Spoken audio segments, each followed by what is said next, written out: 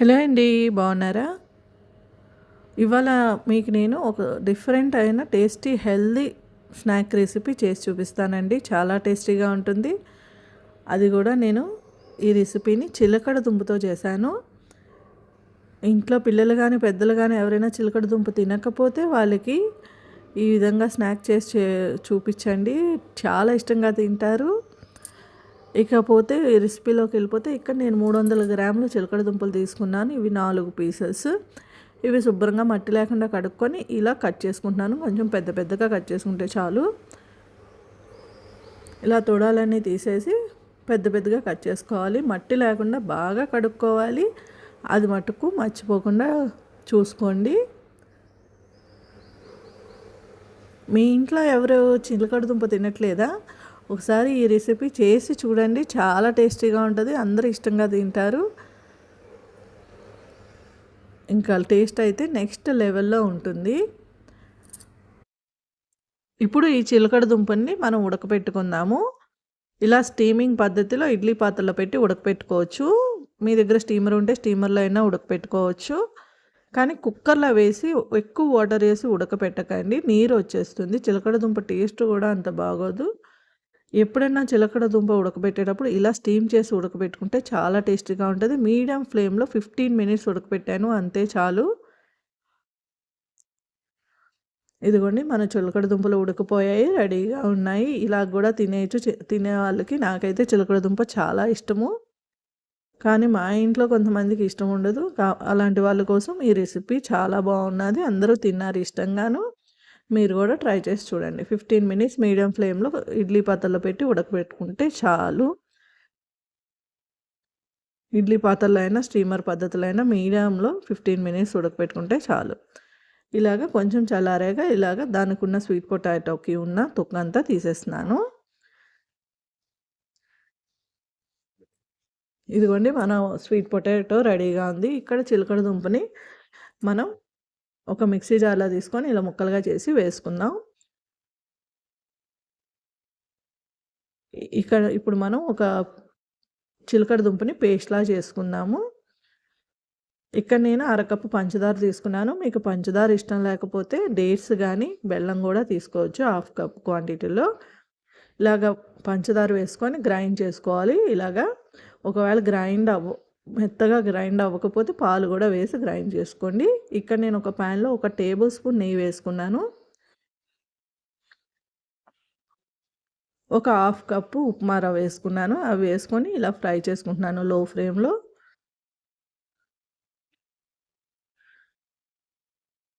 చూసారా? ఇంకో half cup ఎండు కొబ్బరి వేసుకున్నాను. ఎండు కొబ్బరి కానీ పచ్చి కొబ్బరి కానీ మనం మిక్సీలో వేసుకోవచ్చు. జస్ట్ ఈ రెసిపీ మొత్తానికి మనకు 2 టేబుల్ స్పూన్ల నెయ్యి మటుకే యూజ్ అవుతుంది. కానీ హెల్దీ రెసిపీ బాగుంటుంది. చాలా టేస్టీగా ఉంటుంది. మీరు ఎప్పుడు తిని కూడా ఉండుంటారు. ఒకసారి ట్రై చేసి చూడండి.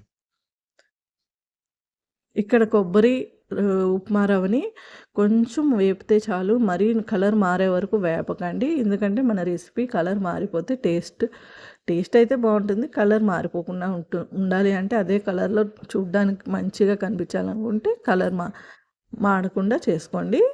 ఇక్కడ మనం పెట్టుకున్న స్వీట్ పొటాటో పంచదార పేస్ట్ని కూడా ఇందులో వేసేస్తున్నాము. ఈ రెసిపీ మొత్తానికి మనకు హాఫ్ కప్పు పంచదార, 2 టేబుల్ స్పూన్ల నెయ్యి పడుతుంది. అన్నీ వేసుకొని ఇలా బాగా కలుపుకోండి. ఇది లో ఫ్లేమ్లోనే చేసుకోండి. అప్పుడు నీట్గా అన్నీ మిక్స్ అవుతాయి. అంత చక్కగా గట్టిగా పడుతుంది. కాసేపట్లో మన ఉప్మా రవ్వ ఎంత వాటర్ ఉన్నా గట్టిగా అయిపోతుంది. చూసారా? ఈ విధంగా కలుపుకొని పెట్టుకోండి. ఇప్పుడు ఈ మిశ్రమంలో మనము ఎలాచీ పౌడర్ కూడా 1 స్పూన్ వేసుకోవాలి. వేసుకొని బాగా కలుపుకుంటూ ఉండాలి. లో ఫ్లేమ్లోనే ఇలా కలుపుకుంటూ ఉంటే ఒక 5 to 10 మినిట్స్లోని ఇది గట్టిపడుతుంది. మనకు కావాల్సిన టెక్స్చర్లో వస్తుంది. ఇక్కడ నేను హాఫ్ కప్పు పాలు వేసుకుంటున్నాను. ఎందుకంటే రవ్వ అది బాగా ఉడకాలి కదా ఇందులోని.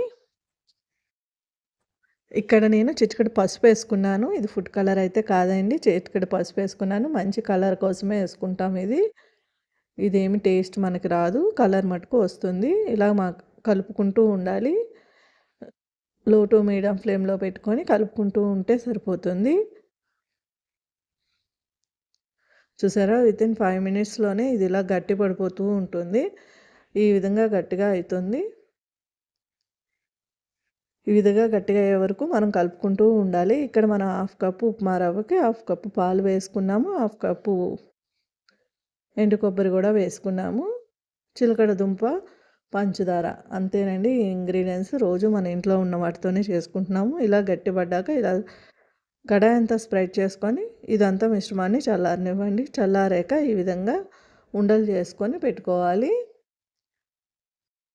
చూసారా, ఈ విధంగా బాల్స్‌లా చేసుకొని పెట్టుకోవచ్చు. ఏ షేప్ అయినా మీరు చేసుకోవచ్చు. ఓవల్ షేప్ అయినా, కట్లెట్ షేప్‌గా అయినా చేసుకోవచ్చు. ఈ విధంగా ఈజీగా మనకి ఏం చెప్పినట్టు వింటుంది. ఇప్పుడే చూడ్డానికి చాలా అట్రాక్టివ్‌గా ఉంది కదా! ఇంక ఇప్పుడు అసలు తినేయొచ్చు. మనకి ఇది ఒక హల్వా లాగా ఉంటుంది. టేస్ట్ నెక్స్ట్ లెవెల్‌లో ఉంటుంది. ఇది చేస్తున్నప్పుడైతే అందరూ భలే ఉన్నాయి, భలే ఉన్నాయి, మంచి వాసన వస్తున్నాయి అన్నారు. అంత బాగుంటుంది. ఎందుకంటే ఇందులో కొబ్బరి కూడా ఉంటుంది కదా! బాగుంటుంది.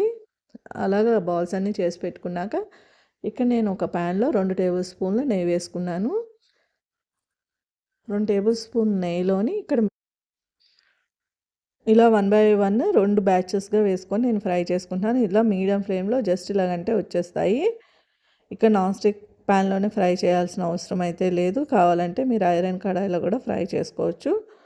స్టీల్ దాంట్లో అయితే స్టిక్ అవుతాయి. చాలా కొంచెం కష్టమవుతుంది ఇవి తీయడానికి. కాకపోతే మీరు స్టీల్ దాంట్లో చేసుకుంటే కట్లెట్ షేప్‌లో చేసుకుంటే ఈజీగా వచ్చేస్తాయి. ఇది రౌండ్ షేప్ కదా, కొంచెం డిఫికల్ట్ షేప్ అవుట్ అయిపోతాయి.